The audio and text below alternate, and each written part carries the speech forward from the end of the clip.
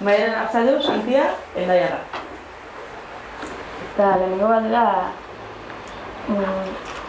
izan baitzak zein den zure helburua txapelketan parte hartzeko, zer nahiko zenukeen eman, eta zer nahiko zenukeen jaso?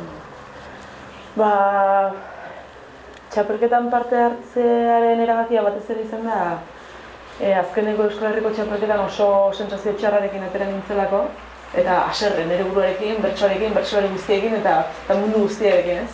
Eta orduan, urte batzuk pasa dira, haserre impulsibo hori pasatu zaitez, pixkat, eta lehiara baino gehiago, berriz gozatzeko gogoarekin, ez? Joan, kantatu lasai eta ikustea berriz ere, ez da hain beldurgarria, ez?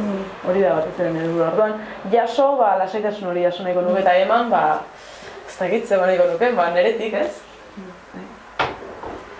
Eta txapelketak berak badu funtzio bat, esan zutu ez zela lehiara, baina txapelketak berak badu behar bat funtzio bat pertsonala zen beste, baina bai kolektiboagoa edo iparraldeko bertso mugimenduari begira edo.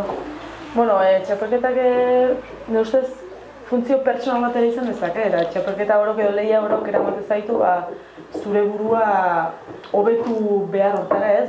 Beste modu batzutan ere hobetu ezakezu zure burua, baina nintzat horrek asko estutzen zaitu, ez? Eta orduan funtzio pertsonal hori bete dezake. Bestalde, nire ustez, bertso txapelketak, bertsoa izateagatik baino gehiago, euskal munduko zerbait delako, ezaugarri bat delako, ez? Baduka funtzio bat iparraldearentzat. Iparraldean euskararen egoera eta euskal kulturan egoera nola dagoen, eta nire ustez garrantzitsua. Niri iruditzen zait behintzat txapelketa hasi zenetik bai lizeoko gazteen baitan eta holako gogo bat bezala piztu dela, gerozta gazte gehiago ikusten ditute txapelketako finalean batez ere, baina txapelketako finalean hortik hasten da, ez da? Nun baitetik behintzat hasi darra. Eta nik uste dute badukala bere funtzioa eta oso garrantzitsua dela. Bigarren galdera saltara zidazu, ikusteko zer eragin izan zezakeen euskara mugimenduan. Eta orduan, jakindik badela jende bat euskalduna dena, baina ez baita ez bada bertsozalea, eta dudatan dela silabako saiora joan, edo ez joan, senperera esate baterako. Zer esango zenioke ez bertsozale horri? Lehenik eta behin esango nuke, euskalduna izanik bertsozale izatea ez dela obligazio bat.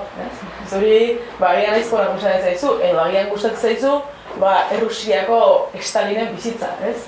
Euskalduna izateko mila modu daude, beste edozein izateko bezala, baina, zergatik ez, euskalduna baldin bazara, azken finean badaukazu bertsoekin, gozatzeko edo aspertzeko, baina bertsoak ulertzeko aukera hori badaukazu frantsesek ez daukatena, ez? Orduan, zergatik ez, joan saiora, eta aurreneko aldia baldin bada, joan, entzun, eta gero hortik aurrera, bere konklusioak atera itzala gustatzen zaion, edo segitzen dion ez gustatzen. Horixe da.